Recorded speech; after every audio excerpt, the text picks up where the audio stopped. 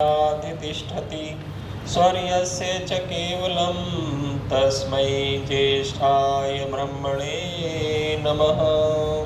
उपस्थित माननीय प्रधान जी, उप प्रधान जी, ईश्वर की असीम अनुकंपा और महर्षि दयानंद के आशीर्वाद के फलस्वरूप आप सभी के सम्मुख कुछ शुभ बोलने का अवसर प्राप्त हुआ है।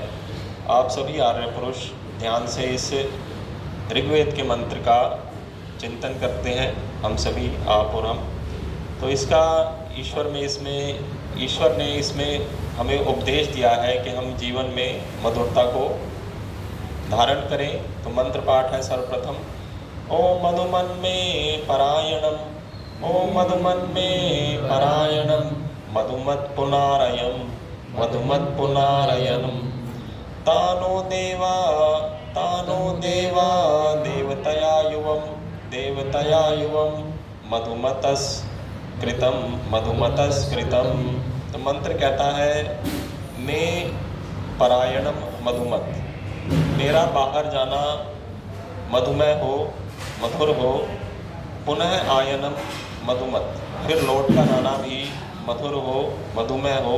हे देवा, हे अश्विनी देवों अथवा चिकित्सक देवों, तायुवम, तुम दोनों देवतया अपने देवत्व गुण के कारण नः मधुमतः कृतम, हमें मधुमय मधुर कीजिए। तो यहाँ उपदेश दिया है कि हम जीवन में मधुरता को धारण करें कि जब हम कभी बाहर जाएं तो भी हमारा जाना मधुमय हो, जब लौट कर आएँ तो भी हमारा आना मधुमय हो। और जो देव लोग हैं, विद्वान लोग हैं, चिकित्सक लोग हैं, वे सभी हमें अपने देवत्व गुणों के कारण, अपनी अच्छाई के कारण हमें भी मधुरता का उपदेश दें और हमें भी मधुमय करें, मधुर करें। तो हमारे मनुष्यों के जो कर्म होते हैं और जो हमारा व्यवहार होता है, वह उस पर हम निर्भर हैं कि हमारे समीप का वातावरण मधुर होगा अथवा कटु होगा। अर्थात यह हमारे अपने ऊपर है कि हम अपने आसपास के वातावरण को मधुर बनाएंगे अथवा कटु बनाएंगे। तो इसका आधार है, मधुरता का जो आधार है वह है प्रेम का व्यवहार। तो यदि हम सर्वत्र प्रेम का व्यवहार करेंगे, स्नेह का व्यवहार करेंगे, तो हमारे आसपास का सारा वातावरण मधुमय होगा। यदि हम प्रेमपूर्ण व्यवहार करेंगे तो जितना भी हमारा आसपास का वातावरण है वह मधुरता से परिपूर्ण होगा। और यदि हम इसके विपरीत आचरण करेंगे तो आसपास के वातावरण में कटुता अथवा उदासीनता का विस्तार होगा। तो वेद का इस मंत्र में आदेश है कि जीवन को मधुर बनाओ, कि हमारे चारों ओर का वातावरण मधुर हो और उसमें मधुरता का संचार हो। तो घर और बाहर सर्वत्र मधुरता का निवास हो। घर से बाहर जाते समय सबके साथ हम मधुर व्यवहार करें और जब लौट कर आएँ तो भी हम सबके साथ प्रेमपूर्ण व्यवहार करें। तो इससे क्या होगा कि मनुष्य अपने घर का और बाहर का वातावरण मधुर और सौहार्दपूर्ण बनाएगा। तो इसके साथ हम मधुर वाणी का भी व्यवहार करें, अंदर हमारे भीतर प्रेम हो, रस हो, और दूसरों के साथ भी हम मधुर व्यवहार करें, मधुर वाणी का प्रयोग करें, कि जिससे हमारा सारा जो वातावरण है वह शांतिपूर्ण हो, सुखमय हो। तो यह इस वेद के मंत्र का उपदेश था। आइए एक भजन का भी हम गान कर लें। ईश्वर की भक्ति का भजन है जो कि श्री इंद्रराज जी ने लिखा है। तो आइए इसका पाठ करते हैं हम। ईश्वर को भी तू याद किया कर कभी कभी, ईश्वर को भी तू याद किया कर कभी कभी, आत्मिक तृषा को भी बुझा लिया कर कभी कभी, आत्मिक तृषा को भी बुझा लिया कर कभी कभी। दुनिया के झंझटों में पड़ ईश भुलाया, दुनिया के झंझटों में पड़ ईश भुलाया। भूले हुए की याद किया कर कभी कभी, भूले हुए की याद किया कर कभी कभी। ईश्वर को भी तू याद किया कर कभी कभी, ईश्वर को भी तू याद किया कर कभी कभी। आत्मिक तृषा को भी बुझा लिया कर कभी कभी, आत्मिक तृषा को भी बुझा लिया कर कभी कभी। उसकी कृपा से तूने नर्तन है यह पाया, उसकी कृपा से तूने नर्तन है यह पाया।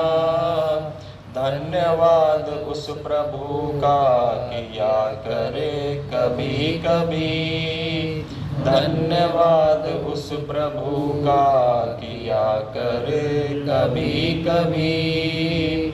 ईश्वर को भी तू याद किया कर कभी कभी, ईश्वर को भी तू याद किया कर कभी कभी।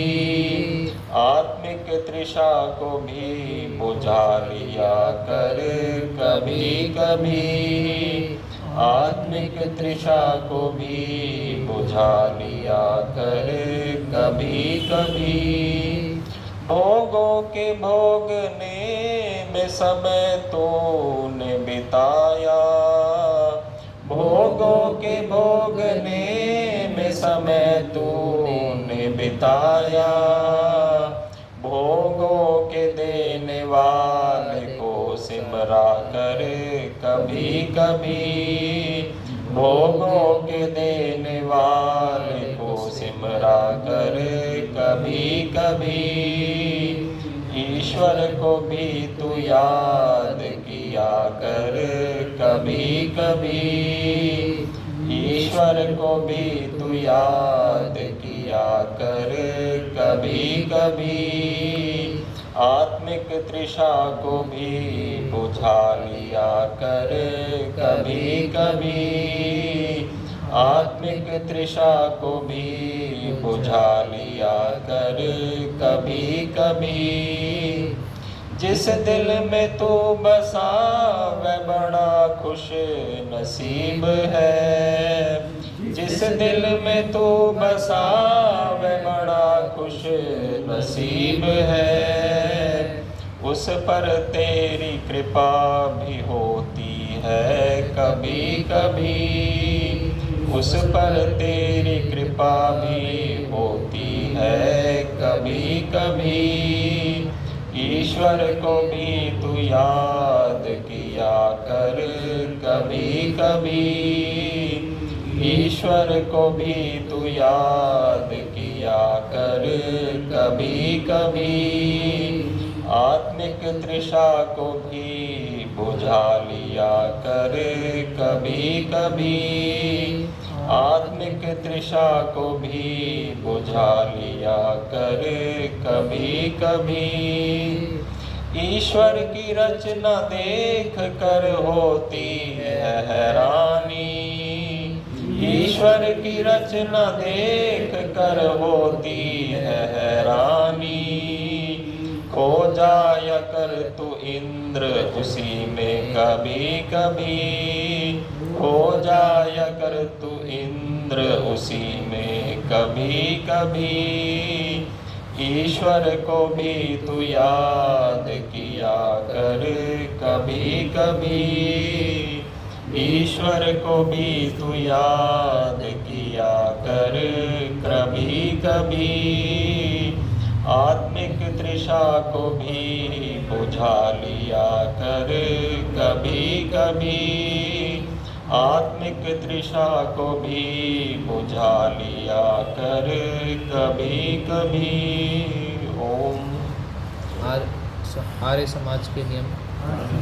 सब सत्य विद्या और जो पदार्थ विद्या से जाने जाते हैं उन सब का आदि मूल परमेश्वर है। नियम दूसरा ईश्वर सच्चिदानंद स्वरूप निराकार सर्वशक्तिमान न्यायकारी दयालु अजन्मा अनंत निर्विकार अनादि अनुपम सर्वाधार सर्वेश्वर सर्वव्यापक सर्वांतर्यामी अजर अमर अभय नित्य पवित्र और सृष्टि करता है। उसी की उपासना करने योग्य है। नियम तीसरा वेद सब सत्य विद्याओं का पुस्तक है। वेद का पढ़ना पढ़ाना और सुनना सुनाना सब आर्यों का परम धर्म है। नियम चौथा सत्य के ग्रहण करने और असत्य को छोड़ने में सर्वदा उद्यत रहना चाहिए। नियम पांचवा सब काम धर्मानुसार अर्थात सत्य और असत्य को विचार करके करने चाहिए। नियम छठा संसार का उपकार करना इस समाज का मुख्य उद्देश्य है, अर्थात शारीरिक आत्मिक और सामाजिक उन्नति करना। नियम सातवां सबसे प्रीतिपूर्वक धर्मानुसार यथा योग्य वर्तना चाहिए। नियम आठवां अविद्या का नाश और विद्या की वृद्धि करनी चाहिए।